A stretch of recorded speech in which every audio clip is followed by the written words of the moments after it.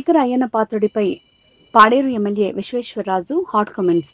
గిరిజన ప్రాంతంలో 1/70 చట్టం తీసేసి బహుళ అంతస్తులు నిర్మిస్తారా? మీరు మైదాన ప్రాంతంలో మైనింగ్ నిర్వహిస్తూ కోట్లాది రూపాయలు సంపాదించుకున్నారు.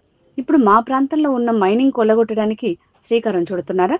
ఇలాంటి వ్యాఖ్యలు చేసిన అయ్యన్నపై గిరిజన ప్రాంతంలో ఉన్న కూటమి నాయకుల స్పందన లేదు. ఇక్కడ ఉన్న కూటమి నాయకులు 1/70 చట్టాన్ని ఎత్తేయాలని చూస్తున్నారు.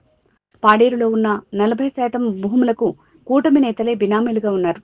గిరిజన ప్రాంతంలో ఉన్న కూటమి నాయకులు అయ్యన్న పాత్రుడి గారితో కలిసి దోచుకోవడానికి చూస్తున్నారు. విశాఖపట్నంలో జరిగినటువంటి అరకు ఉత్సవకు సంబంధించి మన శాసనసభాపతి అయ్యన్న పాత్రుడు గారు ఒక వ్యాఖ్యలు చేశారు. గిరిజన ప్రాంతంలో 1/70 యాక్ట్ అడ్డుగా ఉంది, మేము మైనింగ్ దోచుకోవడానికి 1/70 ఎత్తేస్తే మేము అక్కడ బహుళ అంతస్తుల భవనాలు కట్టుకోవడానికి అనుకూలంగా ఉంటుందని చెప్పేసి నిన్న ఆయన వ్యాఖ్యలు చేశారు.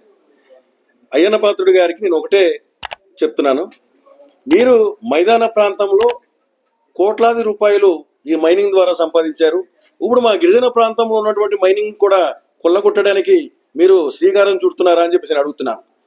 ఇలాంటి వ్యాఖ్యలు చేసినటువంటి ఈ అయ్యన్న పాత్రుడి గారి మీద కనీసం ఇప్పుడు ప్రస్తుతం ఉన్నటువంటి కూటమి నాయకులు, స్థానికంగా నియోజకవర్గంలో మా గిరిజన ప్రాంతంలో ఉన్నటువంటి కూటమి నాయకులు కనీసం స్పందన కూడా కరువైంది నాయకుల దగ్గర నుంచి.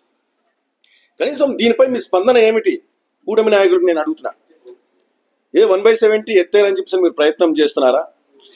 పాడేరులో ఉన్నటువంటి దాదాపుగా ఒక 40% ఇక్కడ పట్టణంలో 40% భవనాలు ఇప్పుడు బినామీల చేతులు, అంటే ఇప్పుడు ఉన్నటువంటి కూటమి నాయకులు పేర్ల మీదుగానే ఈరోజు బహుళంతస్తుల భవనాలు ఉన్నాయి. ఈ బహుళంతస్తుల భవనాలు కాకుండా గిరిజన ప్రాంతంలో ఉన్నటువంటి మైనింగ్ ని కూడా దోపిడీ చేయాలనే ఉద్దేశంతో ఇక్కడ ఉన్నటువంటి కూటమి నాయకులు అయ్యన్న పాత్రుడి గారితో చేతులు కలిపి ఈరోజు దోచుకోవడానికి చూస్తున్నారు. ఒకటే చెప్తున్నాం అయ్యన్న పాత్రుడి గారు, ఇక్కడ ఎవరు ఆదివాసీలు, మా గిరిజన ప్రాంతంలో ఉన్నటువంటి ప్రజా సంఘాల నాయకులు కానీ ప్రజలు కానీ ఎవరు చేతులు గాజులు వేసుకుని ఎవరు లేరు. ఖచ్చితంగా మీరు ఇటువంటి ఏదైతే చట్టాలు కానీ హక్కులు కానీ గిరిజన ప్రాంతంలో ఉన్నటువంటి చట్టాల హక్కుల్ని మీరు కాలరాయడానికి చూస్తే ప్రతి ఒక్క ఆదివాసి విల్లంబులు చేతబట్టి, అంటే 4 జంతువుల్ని వేటాడే మా గిరిజన ప్రాంతంలో మా విల్లంబులు మేము దానికి వాడతాం. అలాంటి 2 కాళ్ళు ఉన్నటువంటి జంతువుల్ని వేటడం పెద్ద కష్టం కాదు.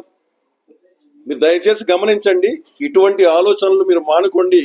ఈ మా గిరిజన ప్రాంతంలో ఉన్నటువంటి మా మైనింగ్ మీద మీ దయచేసి కన్ను పడేయొద్దు.